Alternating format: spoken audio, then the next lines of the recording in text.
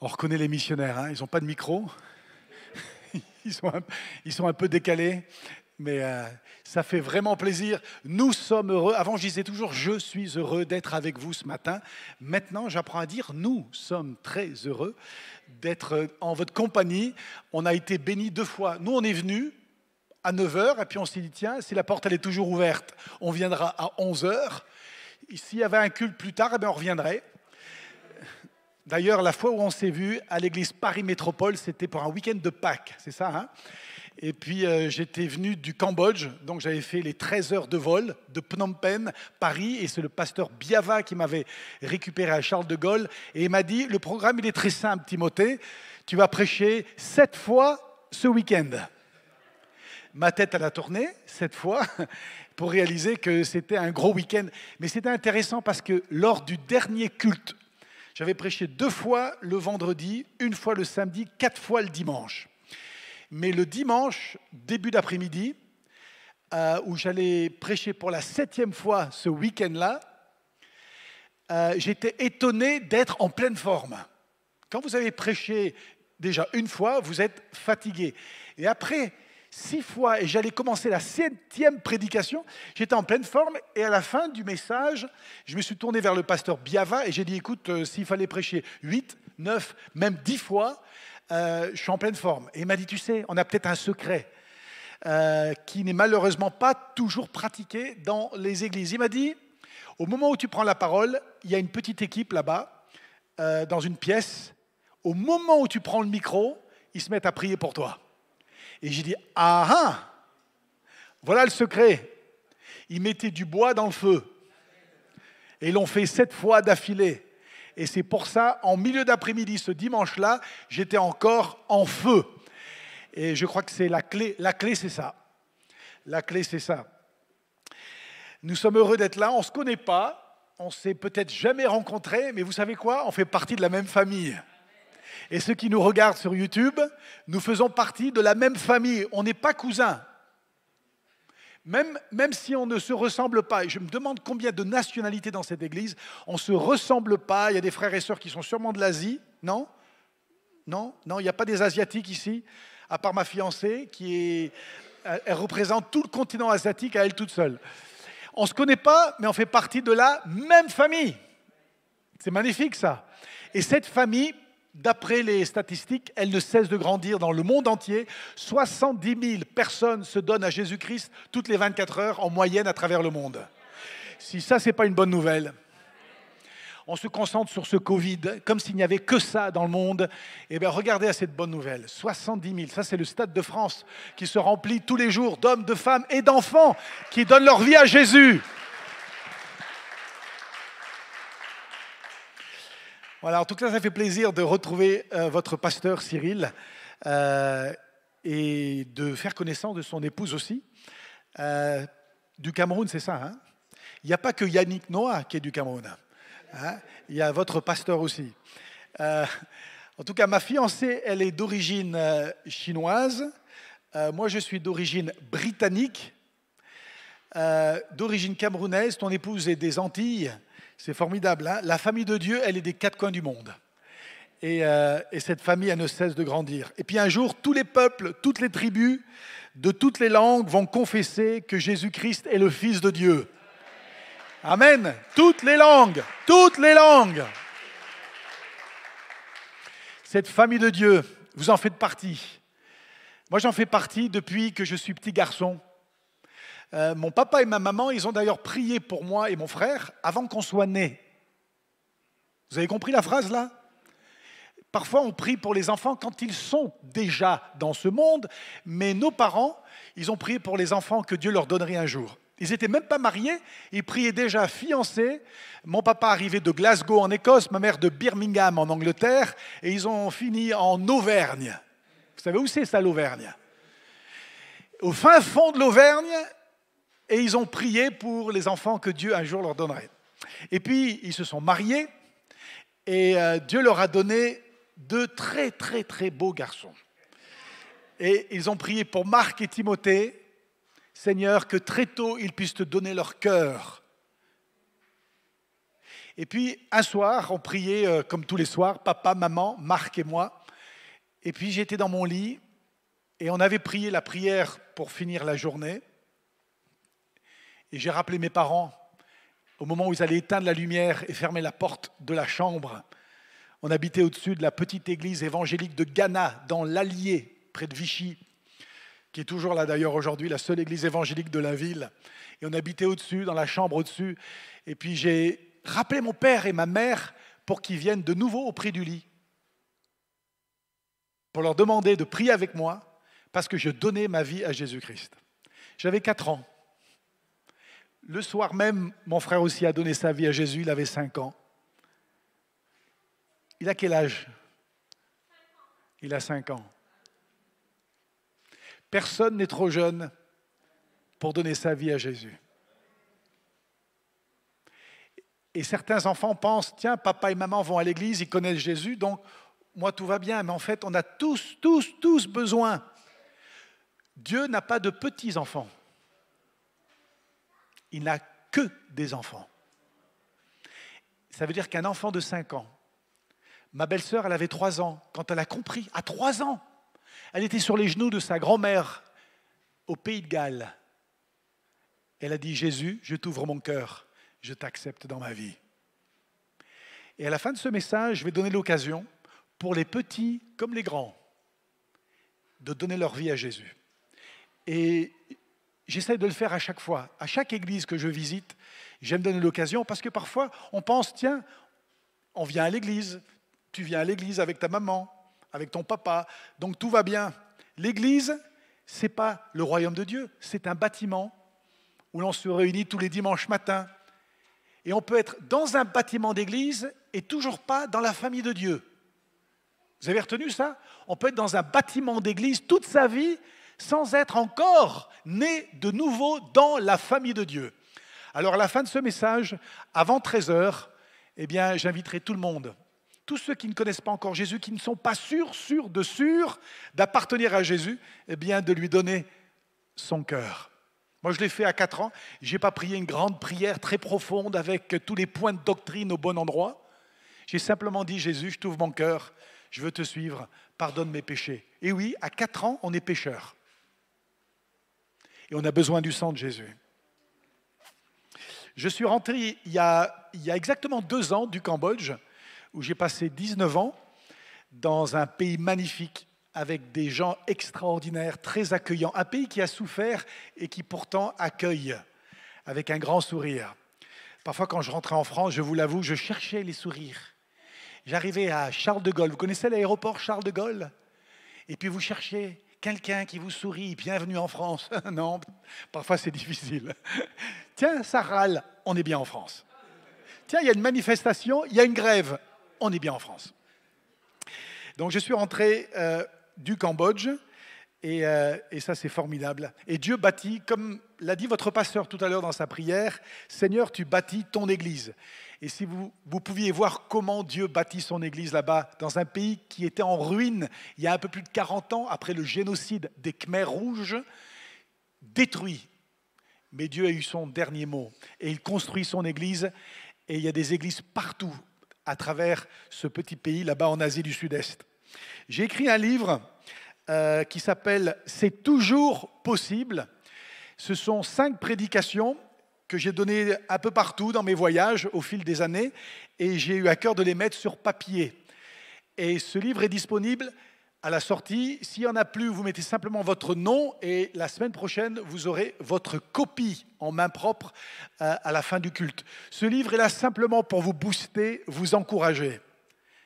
Pour vous encourager et vous dire, tu peux servir Dieu avec tes dons, tes talents, avec ta vie. Dieu veut se servir de toi. Peu importe ton passé, il veut prendre ta vie pour apporter sa lumière dans un monde de ténèbres. Il y a plein d'histoires, de témoignages d'hommes, de femmes, d'enfants que j'ai rencontrés au cours de ma vie, mais aussi au cours de l'histoire de l'Église, qui ont fait de belles choses pour Dieu. Si ce livre ne vous inspire pas, vous êtes remboursé. Est-ce qu'ils m'entendent sur la caméra? Vous êtes remboursé. Et pour un Écossais, vous savez, les Écossais, ils aiment bien leur portefeuille. Hein. pour un Écossais, eh bien, il vous remboursera les 10 € de ce livre. Ça vous fera du bien. Le sous-titre, c'est « Ne laissez pas votre passé, vos peurs, vos échecs déterminer votre destinée ». Et pour ceux qui n'aiment pas lire, il y a plein de photos au milieu. C'est pas mal, hein? Voilà, il est disponible à la sortie. Et puis pour ceux qui nous suivent sur l'Internet, vous pouvez aller sur Amazon, sur la Fnac ou directement sur les éditions Première Partie. Et vous tapez Timothée Patton, c'est toujours possible, aux éditions Première Partie. Il est aussi disponible en librairie chrétienne à la CLC par exemple. Et puis ça, pour les enfants, les petits-enfants, vos neveux, vos nièces, c'est un CD, un double CD, c'est une bombe de louanges. Je pourrais l'appeler comme ça, une bombe de louanges, de la musique rythmée, mais c'est directement tiré de la parole de Dieu. C'est mon frère Marc et son épouse Rachel et un grand nombre d'enfants qui louent Dieu ensemble. Et quand vous mettez ça dans la voiture ou dans la chambre, vous allez voir, vos enfants vont être accros à la louange. Alors ça, c'est disponible. On a encore une dizaine de copies à la sortie pour 15 €. Voilà, j'ai fini la page de pub. C'est comme à la télé, il y a des pages de pub. Puis après, on passe à l'essentiel. L'essentiel, c'est la parole de Dieu. Il y a même des colliers. Tiens, il y a des colliers aussi. Il faut que tout disparaisse. C'est comme les soldes de janvier. Et les colliers, ça, c'est fabriqué par une missionnaire française qui travaille à Phnom Penh au Cambodge. Une amie, Agathe. Vous avez vos Bibles? Quelle question? Vous avez vos Bibles? J'espère que tout le monde a la parole de Dieu, que vous l'ayez par écran. Si vous l'avez sur papier, c'est très bien aussi. C'est pas mal sur papier parce que comme ça, les gens vous voient arriver avec un gros livre. Ils se demandent qu'est-ce qu'il fait un dimanche matin avec un gros livre sous le bras. Et je vous invite à l'ouvrir dans le Nouveau Testament, pour ceux qui sont nouveaux à la Bible, la deuxième partie. On va laisser le temps aussi à ceux qui nous écoutent sur YouTube, que vous soyez dans votre salon, dans votre chambre, dans votre cuisine, tout seul ou avec des amis, les membres de votre famille, oubliez tout, le poulet rôti peut attendre. Jean chapitre 2, verset 1er. Et quand vous l'avez trouvé, on va prier que toutes nos pensées soient rendues captives à l'obéissance de la croix. Parce que, vous savez, 30 minutes, c'est pas beaucoup. 30 minutes sur 7 jours, c'est pas beaucoup. Et l'ennemi va tout faire pour que ces 30 minutes, vous soyez distraits, que vous pensiez à autre chose.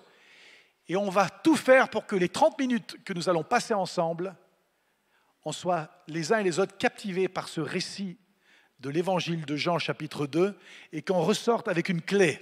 C'est ce que j'aimerais vous laisser.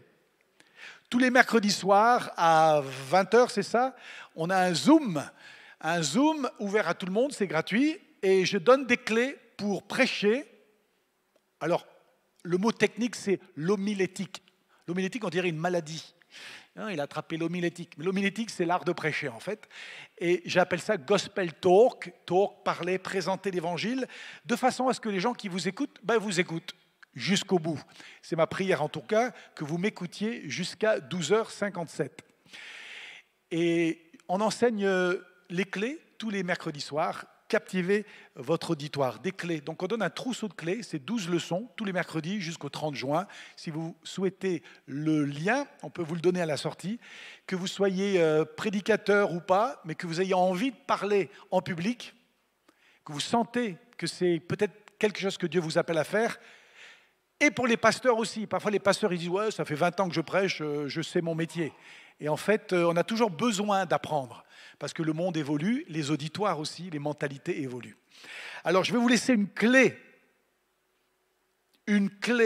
dans ce récit. C'est ce que j'enseigne dans Gospel Talk. Cherchez une clé, une pensée forte, un principe, une idée. Je vais vous laisser qu'une idée, une pensée forte ce matin. Ne la ratez pas. Que les 50, 60 qui sont dans cet auditoire ce matin, que chacun parte de ce lieu à 13h avec la clé. Amen. Ne la laissez pas sur votre siège. Prenez la clé qu'on trouve dans Jean 2 avec vous. Amen. Seigneur, on te prie maintenant que toutes nos pensées soient rendues captives. Que rien ne vienne nous distraire. On est si facilement distrait. On a parfois, Seigneur Jésus, tendance à regarder sur le petit écran quand la prédication elle devient un petit peu difficile. Seigneur, qu'on puisse être captivé maintenant pour les 30 minutes qui sont devant nous par ta parole. Et on te prie, Seigneur, que chacun saisisse la clé. Et je te prie pour ceux qui ne te connaissent pas, qui n'ont pas fait la rencontre la plus importante de leur vie, qu'ils puissent la faire et qu'on puisse se réjouir avec eux avant 13 heures, parce qu'ils ont découvert l'amour de Jésus et le pardon des péchés. Merci de bénir maintenant ta parole et que ta parole ne nous laisse pas indifférents. Dans le nom de Jésus, nous te prions. Amen. Amen. Il y avait 7 Amen sur 60. Amen. Amen. 48. Amen. Amen. 63. Tiens, il y a des anges là maintenant qui nous ont rejoints. Amen. Verset 1 de l'Évangile de Jean, Matthieu, Marc, Luc et Jean. Verset 1 du chapitre 2. Moi, c'est intitulé « Le mariage à Cana ». 2 jours après, il y eut un mariage dans la ville de Cana en Galilée. La mère de Jésus était là et on avait aussi invité Jésus et ses disciples à ce mariage. Quand il ne resta plus de vin, la mère de Jésus, Marie, lui dit « Ils n'ont plus de vin ». Mais Jésus lui répondit « Mère, est-ce à toi de me dire ce que j'ai à faire? Mon heure n'est pas encore venue. » Alors la mère de Jésus, verset 5, dit alors aux serviteurs « Faites tout ce qu'il... » C'est bien ça, hein? Tournez-vous pas vers moi, dit Marie, tournez-vous vers Jésus mon fils. Faites tout ce qu'il, lui, Jésus, vous dira.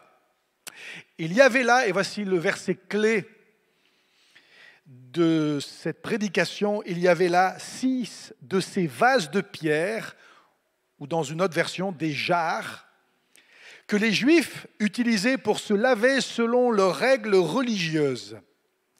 Chacun d'eux pouvait contenir une centaine de litres. Jésus dit aux serviteurs, remplissez d'eau ces vases. Alors ils les remplirent jusqu'au bord. Notez bien, jusqu'au bord. Alors Jésus leur dit, puisez maintenant un peu de cette eau et portez-en au maître de la fête. Ils lui emportèrent. Et alors le verset 9, le maître de la fête goûta l'eau qui s'était changée en vin. Amen. L'eau s'est changée en vin. Quand j'étais au Cambodge, on m'invitait souvent à des mariages. Alors les mariages au Cambodge, ils n'ont pas changé depuis la nuit des temps. Ce n'est pas parce que la ville de Phnom Penh, c'est une grande ville maintenant avec des grands bâtiments, avec beaucoup de circulation. Ils plantent un grand chapiteau blanc et puis ils mettent des tables rondes, donc on peut mettre 6 invités par table. Et puis ils bloquent toute la route. Ils font ça au milieu de la rue, au milieu de la route, ils se plantent devant un feu rouge. Tant pis pour les voitures, c'est le jour du mariage. Et quelque part, c'est bien, j'aime bien ces traditions, à moins que je sois en voiture, bloqué devant un mariage, mais c'est quand même bien, ça montre que l'union entre un homme et une femme, c'est plus important que la circulation. Et j'allais souvent à ces mariages qui devenaient de plus en plus coûteux parce qu'il faut ramener toujours une enveloppe avec une certaine somme d'argent à l'intérieur que vous déposez à l'entrée. Il y a une petite table, on note votre nom, votre prénom et combien vous avez donné et ça reste dans les annales pour toujours et à jamais. Alors je ne sais pas si c'était le cas lorsque Jésus et ses disciples étaient invités à ces noces, le mariage dans la ville de Cana.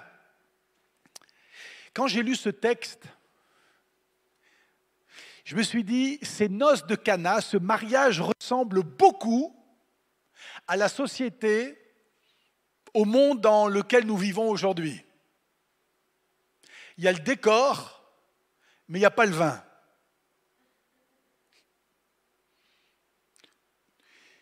Si quelqu'un vient en France, il dit c'est quand même sympa, c'est vrai que c'est un pays magnifique, on dit que c'est le pays le plus visité de la planète, 70 millions de touristes, plus de touristes que d'habitants, c'est magnifique. Et beaucoup d'entre vous, comme moi j'ai un passeport britannique, mais je suis vraiment reconnaissant de vivre dans un pays comme la France. Le décor, il est bien, mais il n'y a pas de vin.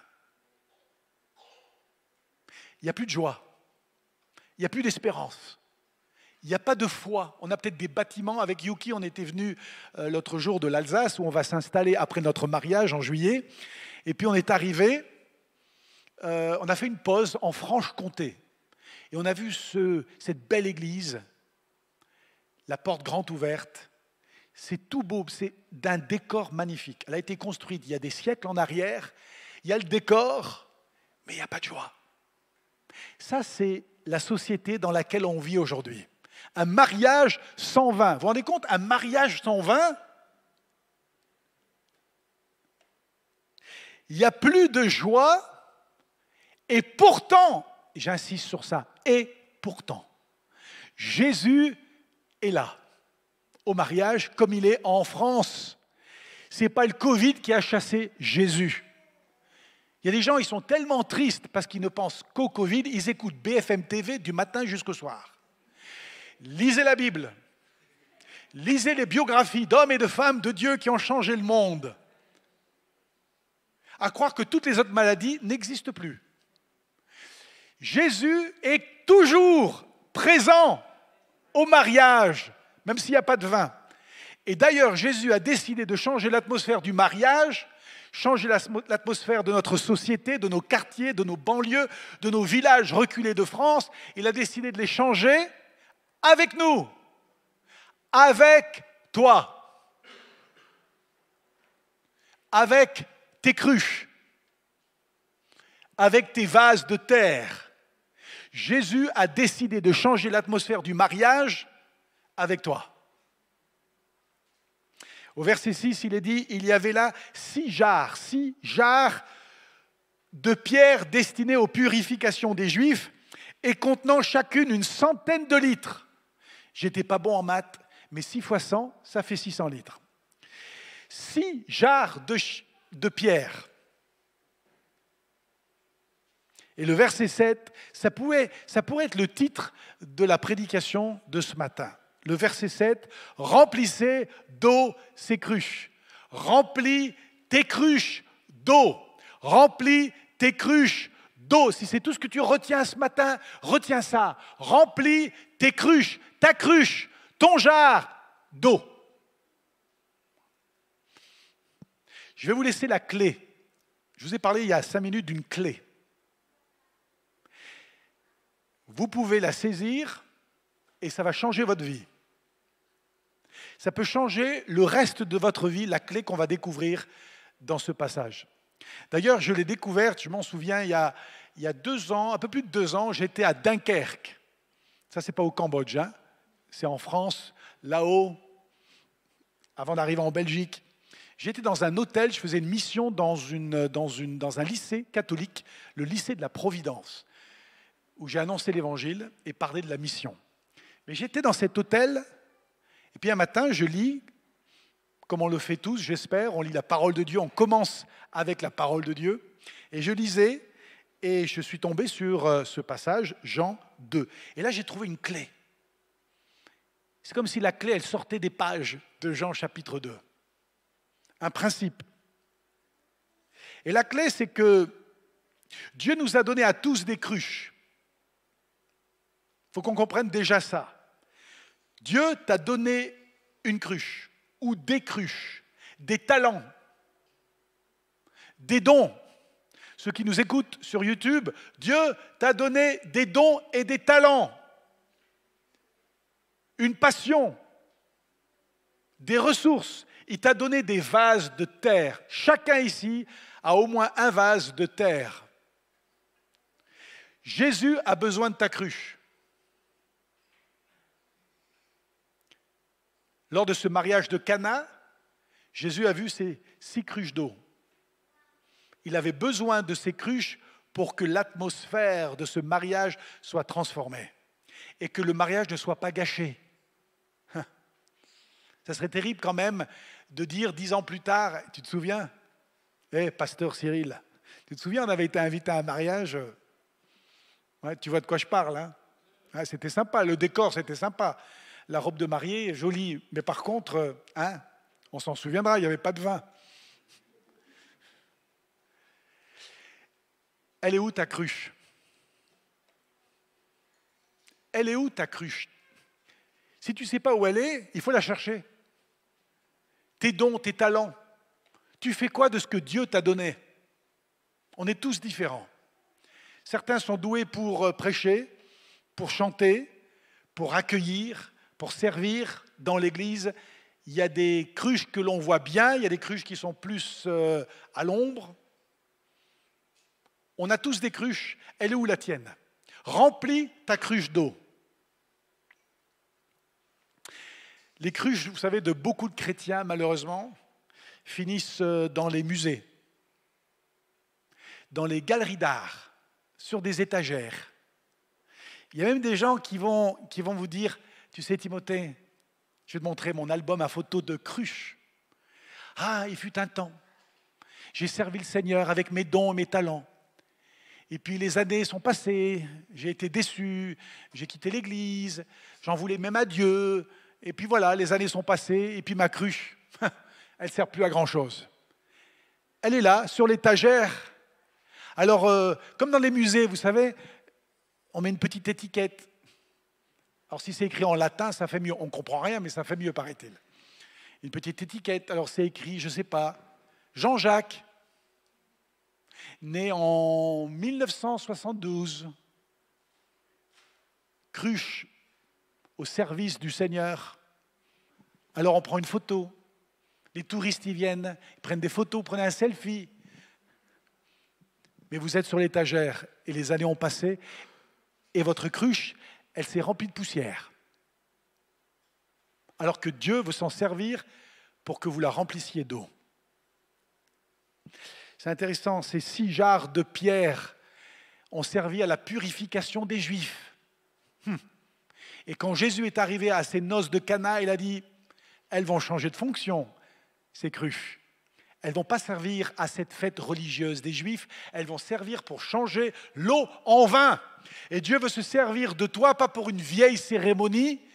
Il y a des gens qui vivent dans l'Ancien Testament du matin au soir. Moi, j'aimerais vous dire que la croix est arrivée, elle a tout changé, la croix. Et on n'est pas dans la cérémonie des Juifs, bien qu'on a beaucoup de respect pour les Juifs et pour la parole de Dieu dans toute son entièreté, l'Ancien Testament, bien sûr, mais on peut vivre dans l'Ancien Testament avec la cérémonie des Juifs. C'est bien, mais la cérémonie nous pointe vers celui qui est venu à Cana pour changer l'eau en vin. Et Dieu veut se servir de ta vie, de ta cruche, de tes talents, de tes dons pour une toute nouvelle fonction. Pour Jésus. Pas pour la cérémonie religieuse, mais pour Jésus. Tu sers qui? Ta cruche, elle sert pour quoi? Est-ce qu'elle sert pour la cérémonie d'une église ou est-ce que ta vie, elle sert pour Jésus? Et si ta vie, elle sert pour Jésus, même si l'église te déçoit, tu ne quitteras pas l'église. Parce que c'est à Jésus que tu es attaché en premier. Ta cruche, elle sert pour Jésus. Elle est où ta cruche? C'est intéressant, quand je lisais ça, dans cet hôtel, il y a 2 ans, à Dunkerque, je regardais et je disais, c'est intéressant parce que c'est seulement au moment où les serviteurs des noces de Cana, c'est seulement au moment où ils ont versé l'eau dans la cruche que l'eau s'est transformée en vin. Il fallait qu'ils remplissent les cruches d'eau pour que Jésus prenne le relais et change l'eau en vin. C'est à ce moment-là que Jésus est intervenu, quand les cruches se sont remplies d'eau. Vous savez, Jésus, il aurait pu dire, je m'occupe de tout. Et puis c'est mon premier miracle, alors prenez une photo pour les annales, parce que là, ce que vous allez voir, ça va être extraordinaire. Reculez tout le monde, je vais remplir les jarres d'eau, et quand je les aurai remplis d'eau, les 6, eh bien, il n'y aura plus 600 litres d'eau. Vous allez voir, ce sera 600 litres de vin. Eh bien non, Jésus n'a pas rempli les cruches d'eau. Il n'a pas. Ce sont les serviteurs qui les ont remplis. C'est à toi et c'est à moi de remplir mes cruches, nos cruches d'eau, jusqu'à ras-bord. Jésus a décidé d'être partenaire avec nous, de travailler avec nous. Tu remplis tes cruches d'eau, il le change, l'eau en vin. Je me souviens la première fois En tout cas, c'est un souvenir qui me restera à vie. Peut-être la première fois où j'ai vu l'eau de ma cruche se transformer en vin. J'avais 12 ans. Notre Église avait en son sein un mouvement qu'on appelle le scoutisme. On avait des scouts, les éclaireurs, les éclaireuses, les louveteaux, les louvettes, je ne sais pas si ça vous dit quelque chose. Eh ben voilà, on était là, merci, parce que j'aurais oublié une fois de plus, comme ce matin, la photo. Et puis on appelle ça une meute. Une meute parce que tout était autour de l'histoire de la jungle de Mowgli. Je ne sais pas pourquoi. Autour de la Bible, ça aurait été mieux quand même. Mais on suivait le livre de la jungle et puis on avait tous un nom, on était totémisés. On avait un nom, museau espiègle, œil fouineur. Moi, c'était loup taquin, je ne sais pas pourquoi. Et puis je suis là, vous l'avez vu, c'est le plus beau. Donc pourquoi vous le montrez, je ne sais pas. Et je suis là, bras croisés, fier d'avoir mes 5 camarades garçons de la sizaine. On était une sizaine. Et on s'appelait les loups marrons. J'étais le loup taquin qui s'occupait de la troupe des loups marrons. Et puis j'avais une pelisse, pas un foulard, une pelisse vert et jaune des scouts d'Auvergne, dans le Massif central. Et puis, de temps en temps, on faisait des camps. Et pendant ces camps, à Pâques, à la Toussaint, et surtout en été, c'était l'occasion de gagner des badges ou des écuissons. Voilà le mot que je cherchais. Les écuissons qu'on allait coudre sur la petite chemise bleue. Et puis on allait montrer fièrement à tout le monde nos diplômes. Et puis, on pouvait choisir l'écuisson qu'on voulait obtenir, mais il y avait des épreuves, on ne le donnait pas comme ça. Alors j'avais déjà bon cuisinier, je crois qu'ils me l'ont donné par la foi. Je ne sais pas pourquoi. Je ne sais toujours pas cuire un œuf aujourd'hui, à 48 ans. Mais j'avais bon cuisinier. Et puis j'en avais un autre, c'était bon nageur. Alors ça, oui, c'est vrai. Il fallait nager 50 mètres dans une piscine et on vous le donnait, je crois. Mais l'écuisson auquel je tenais absolument, c'était ami de la Bible. Et puis, je ne sais pas, est-ce que parce que mon papa était l'un des pasteurs de l'église, j'étais le fils du pasteur. Mon papa était pasteur et missionnaire, il avait 2 grades, lui. Pasteur et missionnaire. Et puis moi, j'étais le fils du pasteur et missionnaire. Alors, je voulais absolument avoir l'écuisson ami de la Bible. Alors, il y avait des épreuves, il fallait connaître des passages de l'Ancien Testament, du Nouveau Testament, apprendre des versets par cœur. Ce qu'on enseigne plus souvent à nos enfants, de mémoriser la parole de Dieu. Alors, ils connaissent tous les personnages de Disney, mais ils ne connaissent pas des versets clés de la parole de Dieu qui vont les aider dans leur vie. Alors, on apprenait des versets bibliques. Et puis, l'ultime épreuve, c'était de prêcher devant toute la meute. Et j'y tenais à cette écuisson. Alors, j'ai préparé un petit message tiré de l'histoire de ce garçon avec les 5 pains et les 2 poissons, vous vous en souvenez dans l'Évangile. Et je dis, ça c'est une petite histoire, j'aime bien le petit garçon qui a apporté son panier. Waouh! Et Jésus a multiplié les poissons et les pains et les 5000, au moins 5000 ont été bénis.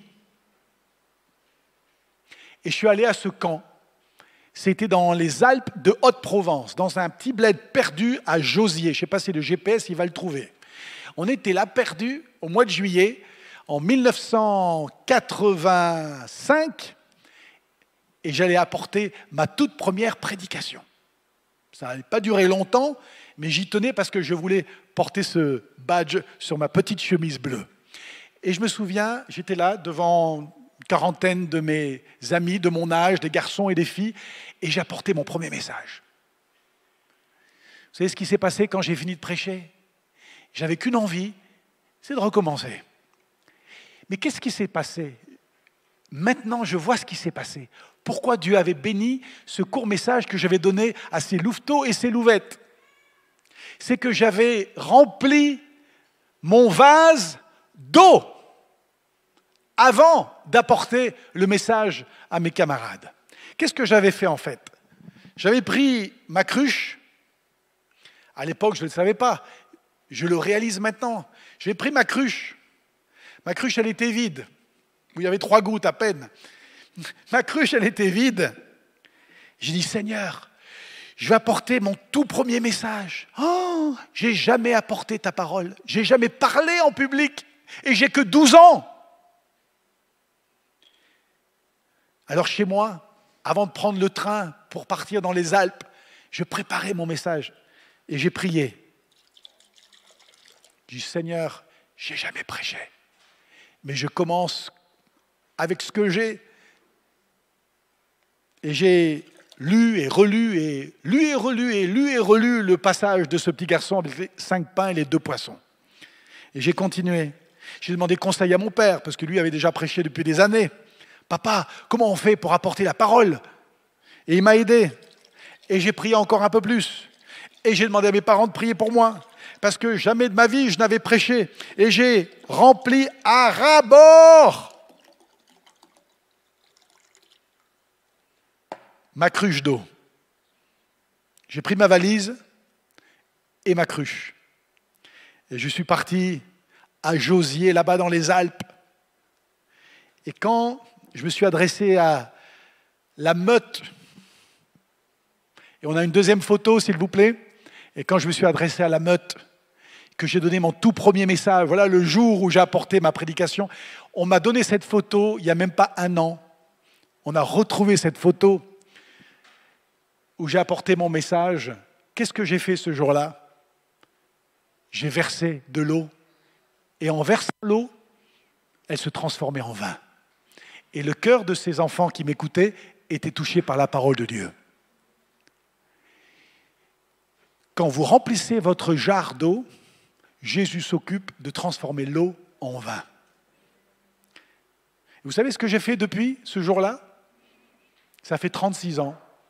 Ça fait 36 ans que je voyage partout au Cambodge, où j'ai passé 19 ans de ma vie, mais dans d'autres pays du monde, et je rentre dans une église que je ne connais pas comme celle d'Évry. Vous savez où c'est Évry? C'est en région parisienne. Et quand j'arrive dans cette église, à 9 h, avec ma fiancée, je ne connais personne, à peine le pasteur, je viens avec ma cruche, que j'ai remplie d'eau. Je rentre dans une prison, je ne connais pas tous ces prisonniers là-bas au Cambodge. Mais qu'est-ce que je fais? Je fais confiance à celui qui va changer l'eau en vin. Je parle à des jeunes en Birmanie. Je me souviens la première fois que je suis allé en Birmanie, le Myanmar, ça s'appelle aussi. Et je rentre. Je dis, ouais, ça va être facile. On n'est pas très loin du Cambodge, il n'y a que la Thaïlande qui nous sépare. Mais non, ce n'est pas le même pays, c'est une autre langue, une autre culture.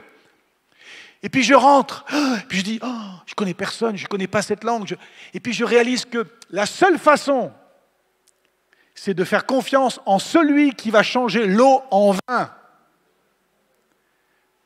Je m'en vais prêcher dans une maison de retraite ou dans une université ou sur la plage ou dans une cellule de maison ou dans un pays fermé à l'évangile.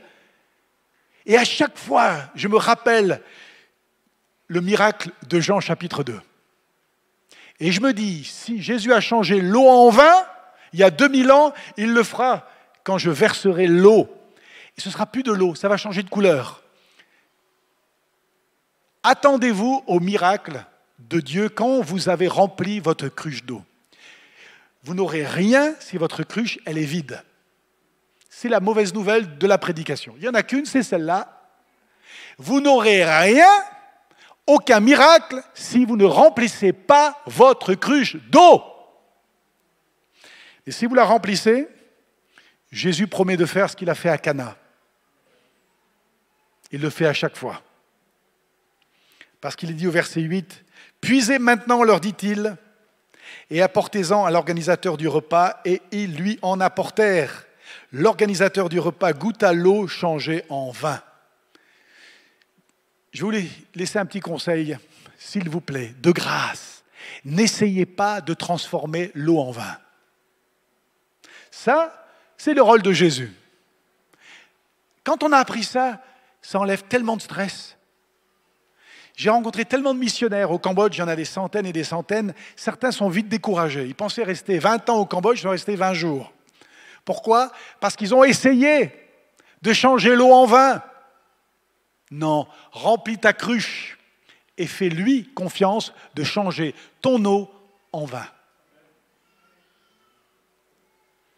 Et vous savez, seulement ceux qui travaillent avec Jésus, ou je pourrais dire seulement ceux qui l'ont invité au mariage, verront l'eau changer en vin. Au Cambodge, il y a plein d'organisations humanitaires, Notre ministère a été essentiellement à Phnom Penh, la capitale, auprès des enfants des rues. 20 000 enfants dans les rues. Quant à 20 000 enfants dans les rues, quand je suis arrivé, le 24 septembre 1999, et on m'a appris qu'il y avait 20 000 garçons et filles dans les rues, sur les trottoirs de Phnom Penh, j'ai dit, quel grand défi, on commence par où? Vous savez comment on commence? On remplit sa cruche. C'est tout. Et Jésus s'occupe de faire le miracle. J'aimerais avoir tous ces enfants qui sont adultes maintenant, certains sont mariés avec des enfants, qui étaient autrefois à la rue, ramasser des ordures, ou à travailler sur la décharge publique de Stongmenche. Vous ne voulez pas y aller à Stongmenche, il n'y a pas de touristes. C'est la montagne fumante, ça pue. C'est une montagne de cendres, parce que ça brûle, tous les détritus, la pourriture de la ville. Ils arrivent avec des grosses bennes pour verser les ordures sur cette décharge au sud de Phnom Penh. J'aimerais pouvoir emmener ces enfants qui ne sont plus à ramasser les ordures. J'aimerais qu'ils soient tous là ce matin, dans votre église. Pourquoi ils sont là? Pourquoi leur vie a changé? C'est parce que Jésus est intervenu. Et parce que nous avons invité Jésus au mariage. Financièrement, on était loin de battre Médecins sans frontières. On n'avait pas le budget de la Croix-Rouge, je peux vous le dire. D'ailleurs, on n'a jamais fait d'appel de dons. Quand j'ai dit aux gens, ça fait 23 ans que j'ai plus de salaire, j'étais pasteur à Amiens, c'est mon dernier salaire, et j'en ai pas eu depuis. Ils disent, comme si on avait un Dieu qui répondait à nos prières et à nos besoins que dans l'Ancien et le Nouveau Testament. C'est le même Dieu aujourd'hui, amen. On ne faisait pas d'appel de dons, et Dieu nous a bénis, on n'avait pas des grands budgets, et pourtant, l'eau se changeait en vin. L'eau se changeait en vin. L'eau se changeait en vin. Et c'est ça qui compte. Et dans des villages du Cambodge et dans des bidonvilles, eh bien, la joie est revenue. Parce que le vin a commencé à couler. Si je pouvais vous emmener au bidonville de Borekela, au bidonville de Bang Tempon, au bidonville de... il y a tellement de bidonvilles, il y en a 401 bidonvilles au Cambodge, à Phnom Penh, 401 bidonvilles, des lieux de misère. Et il y a des lieux de misère qui ont été changés, des familles qui ont été changées, parce que l'eau a été transformée en vin.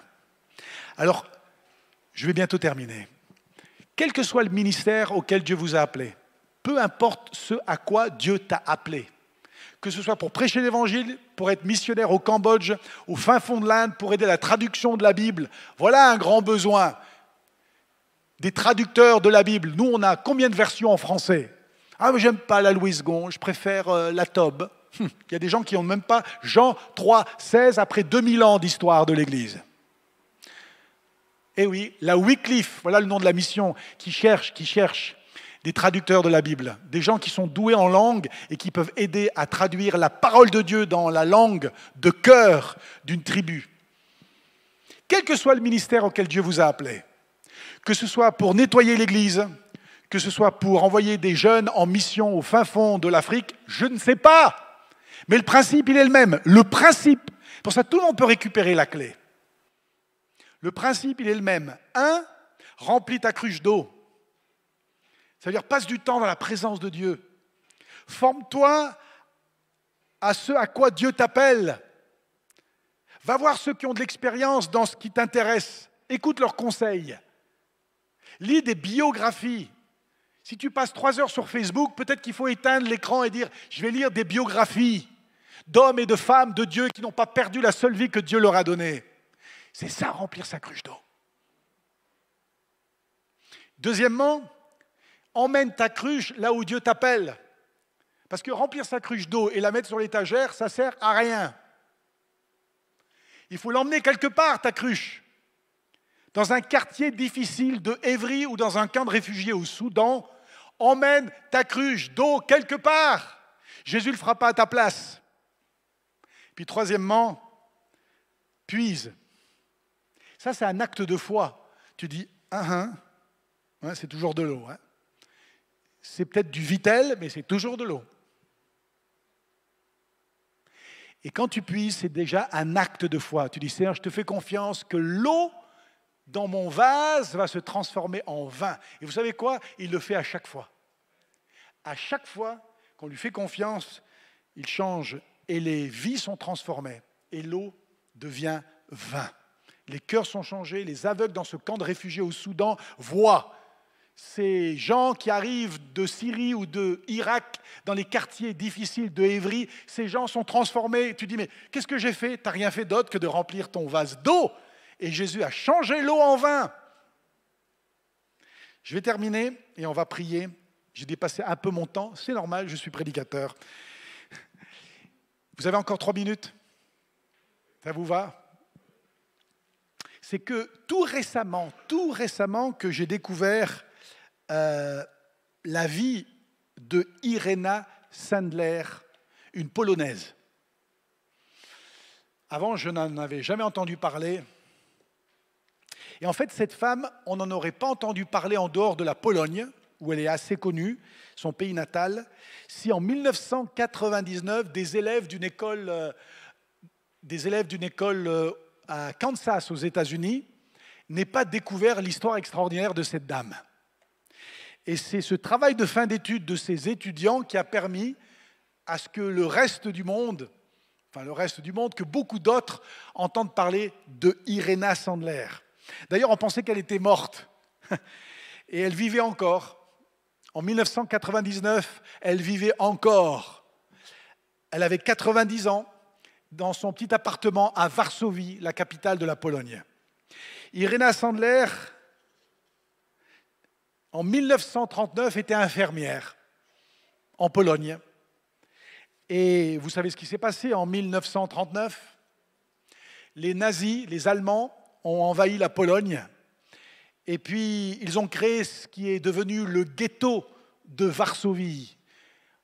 On a tous appris ça à l'école, dans les cours d'histoire, le malheureux ghetto de Varsovie, créé par les SS dans la Deuxième Guerre mondiale.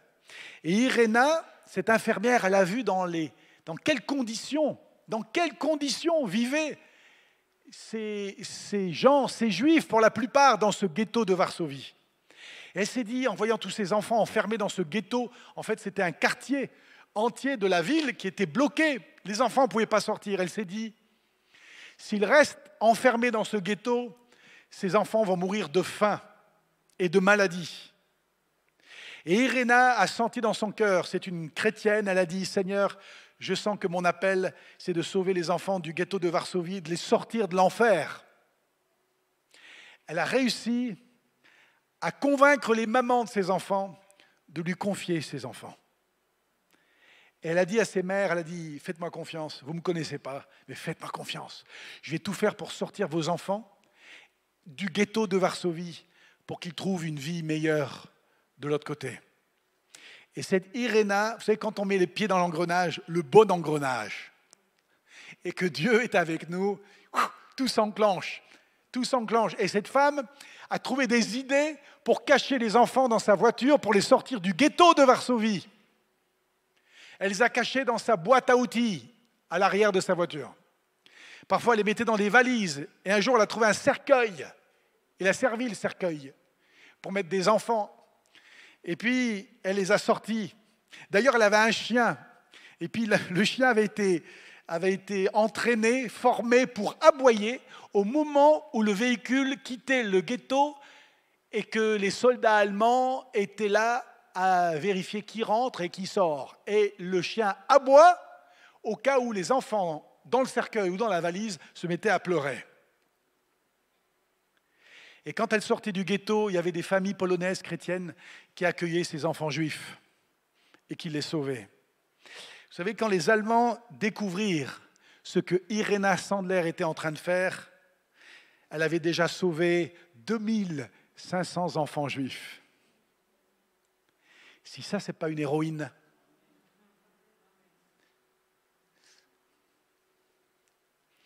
Ils arrêtèrent cette femme et lui firent subir pendant 4 mois les pires tortures. Ils lui brisèrent tous les os des mains, des jambes, des pieds. Mais cette femme elle a gardé le silence. Elle n'a pas donné un seul nom de ces 2500 enfants qu'elle avait sauvés. Les Allemands n'ont pas réussi à plier Irena Sandler. D'ailleurs, Irena avait noté sur un papier le nom de tous les enfants qu'elle avait sauvés. Vous savez, elle a conservé la liste dans une jarre, dans une cruche. Dans une cruche. 2500 noms d'enfants sur une feuille dans une cruche. Et la cruche en verre, c'est une cruche en verre, un jarre en verre. Elle l'a cachée sous un arbre dans son jardin. Et après la guerre, Irena a essayé de localiser les parents de ces enfants qu'elle avait sauvés. La plupart des parents avaient été gazés dans les camps de concentration. Irene Sandler est décédée en 2008. En 2008, elle est décédée à l'âge de 98 ans. Et vous savez, les cruches dont elle s'est servie pour sauver ses enfants, les cruches, c'est quoi les cruches? Les valises, les boîtes à outils, le cercueil derrière sa voiture, c'est ça les cruches. Elle s'est servie de ces cruches. Elle aurait pu dire « Oh, on ne peut rien faire, les Allemands, c'est l'armée la plus puissante du monde. Qui suis-je, moi, petite infirmière polonaise ?» Non, elle a pris ses cruches. Prends tes cruches. Dis « Seigneur, c'est quoi mes cruches? J'ai qu'une vie. Tu veux passer ta vie à scroller et arriver à 98 ans en disant « J'ai scrollé pendant 60 ans de ma vie ». Ou est-ce que tu veux dire « Seigneur, montre-moi mes cruches. Ils sont où mes jarres? Je veux que l'eau soit changée en vin. » Elle s'est servie de ses cruches. Elle a sauvé 2500 enfants. Et quand je disais cette histoire à nouveau hier, je me disais oh, 2500 enfants, peut-être que certains sont encore en vie aujourd'hui. Et qui se souviennent d'être cachés dans un cercueil, derrière une voiture, dans une cruche. Et l'eau a été transformée en vin pour 2500 enfants. Dieu veut se servir de ta vie. Ou Dieu veut se servir de nouveau de ta vie. Tu dis, ouais, si tu savais Timothée, les bêtises que j'ai faites, combien de fois j'ai raté le coche. Dieu aime se servir des gens qui ont raté le coche. Et s'il y en a parmi nous, moi le premier, j'ai raté le coche. Je dis souvent aux gens, j'ai péché plus après ma conversion qu'avant ma conversion. Et tu dis, mais j'ai fait des bêtises, Timothée. J'ai raté le coche, j'ai raté la marche. Dieu dit, je te rachète, je me sers de nouveau de toi. Et si tu ne connais pas Jésus, celui qui a changé l'eau en vin, il veut changer ton cœur dur en un cœur de chair qui bat pour lui. Voilà le plus beau des miracles qu'il veut faire. Et alors qu'on va fermer maintenant nos yeux, dans la présence de Dieu, j'aimerais inviter ceux et celles qui ne connaissent pas Jésus personnellement, qui ne peuvent pas vraiment dire du fond du cœur, oui, je sais que mes péchés sont pardonnés et que si je meurs ce soir, je vais pour toujours avec Jésus. Si tu ne peux pas le dire de tout ton cœur, que tu aies 5 ans, 9 ans, 15 ans, 88 ans, peu importe qui tu es, je ne dis pas, est-ce que tu as fréquenté l'église de Évry? Est-ce que tu connais le pasteur Cyril? Non, ça, ce n'est pas la question. La question, c'est, est-ce que tu fais partie de la famille de Dieu? Est-ce que tu appartiens à Jésus? Est-ce que tu peux dire, je suis sauvé, sauvé, sauvé, je le sais, je le sais, je le sais, je lui appartiens. Et alors que nos yeux sont fermés, il n'y a pas de musique, ce n'est pas la peine. On est comme ça, simplement à nu, sans filtre, devant Dieu.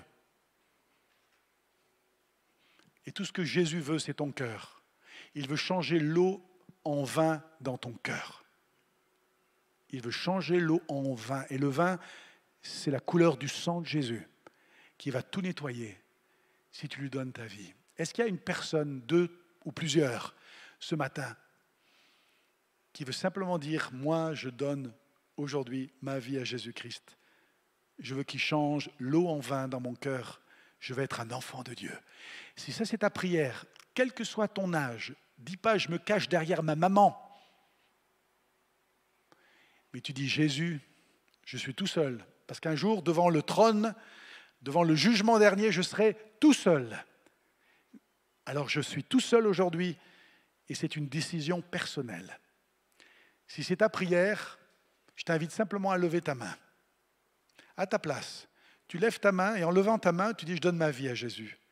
Je veux qu'il change l'eau en vin dans mon cœur et que je lui appartienne pour le reste de ma vie. » Est-ce qu'il y a une personne? Lève simplement ta main et je prierai pour toi. Voilà, merci. Est-ce qu'il y a une personne qui veut donner sa vie à Jésus? Merci, merci, merci mon frère. Y a-t-il quelqu'un d'autre? Voilà, merci madame. Voilà, t'es pas sûr. Merci madame. On ne peut pas vivre dans le pas sûr. On ne peut pas vivre dans le pas sûr. Il faut être sûr qu'on appartient à Jésus. Merci, merci. Est-ce qu'il y a d'autres mains? 5, 6, 7 mains. Merci pour ce garçon qui lève la main. Est-ce qu'il y en a d'autres? Tu lèves la main parce que tu veux appartenir à Jésus. Merci ma sœur, merci ma sœur. Merci Seigneur pour ces 10 frères et sœurs. Merci pour les 2 dames au premier rang. Seigneur, merci parce qu'elles passent des ténèbres à la lumière. Amen. Et pour nous qui connaissons Jésus, on va prier avec eux. On va prier cette prière que nous avons déjà priée, mais on va les soutenir. Alors je demande à ces 10, merci ma sœur, qui levait la main aussi là. Merci, merci Seigneur. On va prier avec ces 10 ou 11 qui ont levé la main et qui décident de donner leur vie à Jésus. Le passé sera passé et tu commences une vie nouvelle.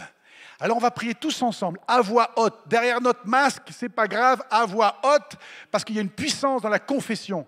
Quand tu confesses de ta bouche que Jésus-Christ est vivant, qu'il est ressuscité, alors là, ça scelle ta décision. Alors ensemble, on va dire haut et fort, Seigneur Jésus, je crois que tu es mort pour moi sur la croix. Je te demande pardon pour tous mes péchés. Je me détourne de mes péchés. Et je regarde vers la croix. Tu es mon sauveur. Tu es mon Seigneur. Et tu es sorti de la tombe. Je vais te suivre pour le reste de ma vie. Le monde en arrière. La croix devant moi, au nom de Jésus. Le monde en arrière, la croix devant moi a été écrit par Sadhguru Sudhir Singh, qui était un Indien hindou. Il a rencontré Jésus. Il a écrit ce chant dans sa propre langue. Le monde en arrière, la croix devant moi. Le monde en arrière, la croix devant moi. Le monde en arrière, la croix devant moi. Oui, pour toujours. Oui, pour... Dernière fois, tous ensemble. Le monde en arrière. Le monde en arrière, la croix devant moi. Le monde en arrière, la croix devant moi. Le monde en arrière, la croix devant moi. Oui, pour toujours. Oui. Amen.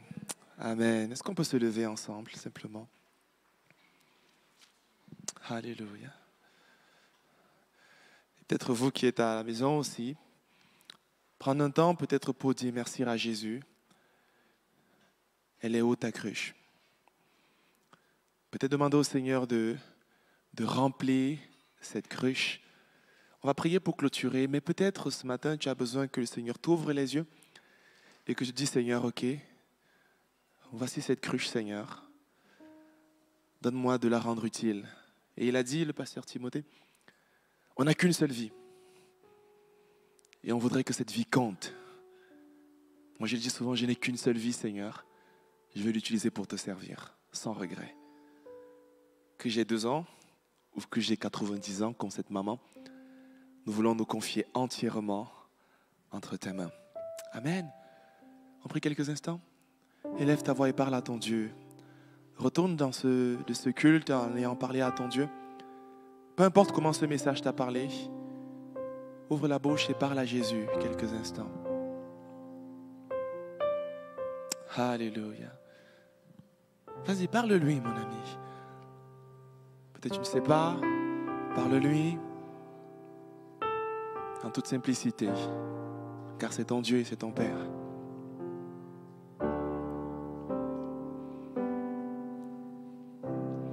Seigneur Jésus, nous te disons merci pour ta présence ce matin. Merci pour ce message encore qui nous rappelle cette clé essentielle, Seigneur. Si je ne remplis pas ma cruche, l'eau ne se transformera pas en vin. Je prie, Seigneur, que tu nous donnes de découvrir toutes ces cruches que tu nous donnes. Certains en ont un, d'autres deux, d'autres trois, d'autres plusieurs, Seigneur. Qu'aucune ne soit inutilisée dans nos vies. Ouvre nos yeux, rappelle-nous, interpelle-nous, bouscule-nous, Seigneur. Et donne-nous la force de remplir ces cruches, de ne pas passer à côté. Et de nous de voir, Seigneur, tous ces vases remplis et transformés en vin, Seigneur. Envoie-nous encore là où tu voudras nous envoyer et que ton nom soit glorifié. Te disons merci, Seigneur, dans le nom précieux de Jésus. Amen, amen et amen. Est-ce qu'on peut acclamer notre Dieu pour sa parole encore ce matin et pour encourager notre frère, le pasteur Timothée? Amen.